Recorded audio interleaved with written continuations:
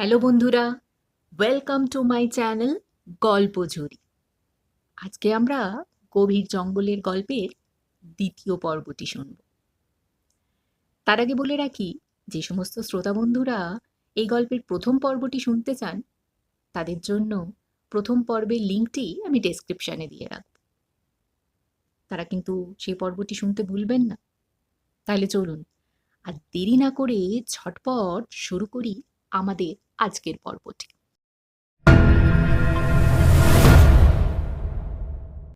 এদিকে ভোরের আলো ফুটতে না ফুটতেই গ্রামের কয়েকজন লোক জঙ্গলের মধ্যে ঢুকে পড়েছে। তারা এসে উপস্থিত হয়েছে সেই কুঁড়ে ঘরের সামনে। তখন কিন্তু সবার মুখে একই প্রশ্ন, রাহুল আর সৌরভ কোথায় গেল? মাটিতে আছড়ানো সেই কথাটা, ওটা এখনো এখানেই আছে। এই লেখাটাকে দেখে সবার শরীর ঠান্ডা হয়ে গেল। গ্রামের এক বৃদ্ধ, নাম হরিপদ কাকু, তিনি তখন ধীরে ধীরে বললেন, আমি জানতাম আবার শুরু হয়েছে। তিনি মাটির দিকে ইশারা করলেন। সেখানে হালকা পায়ের ছাপ দেখা যাচ্ছে। কিন্তু কি অদ্ভুত ব্যাপার, ছাপগুলো হঠাৎ করেই মাঝপথে গিয়ে উধাও। এক যুবক ভিড়ের মধ্যে ভয় বলে উঠল, ওরা মনে হয় হাঁটতে হাঁটতেই হাওয়ায় মিলিয়ে গেছে। হরিপদ কাকু গল্প শুরু করলেন।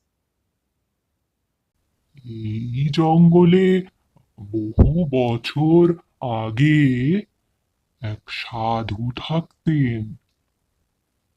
লোকেরা বলে তিনি নাকি কালো শক্তির সাধনা করতেন।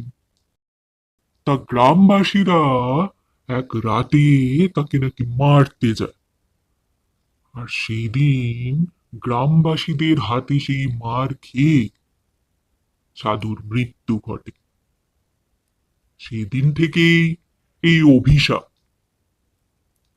সেই সাধুর আত্মা এখনো এখানে গড়ে, আর নতুন মানুষ পেলেই তাকে নিজের সঙ্গে নিয়ে যায়। কয়েকজন যুবক মিলে সিদ্ধান্ত নিল, রাহুল আর সৌরভকে খুঁজে বের করতেই হবে।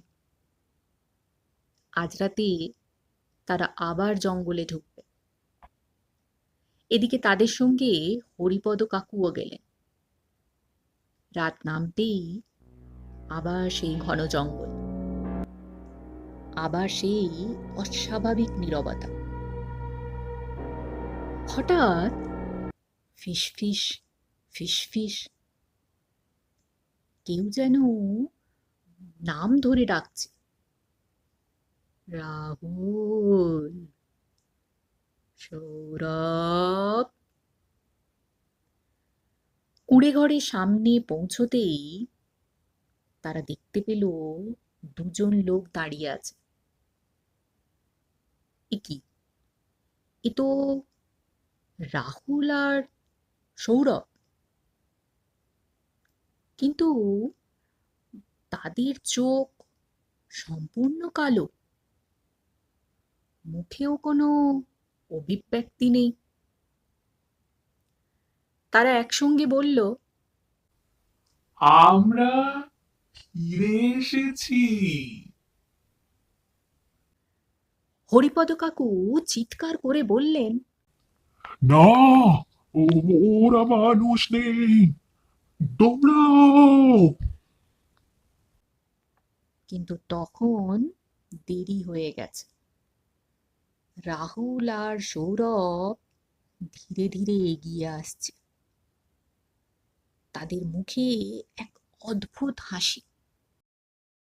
তারপর হঠাৎ সবাই শুনতে পেল সেই একই গল্প, এখন তোমরাও থাকবে। এরপর কেটে গেল বেশ কয়েকদিন। গ্রামের লোকেরা আর কখনো ওই জঙ্গলের দিকে যায় না। কারণ মাঝে মাঝে গভীর রাতে জঙ্গলের ভেতর থেকে শোনা যায় অনেকগুলো কণ্ঠ একসঙ্গে ডাকছে।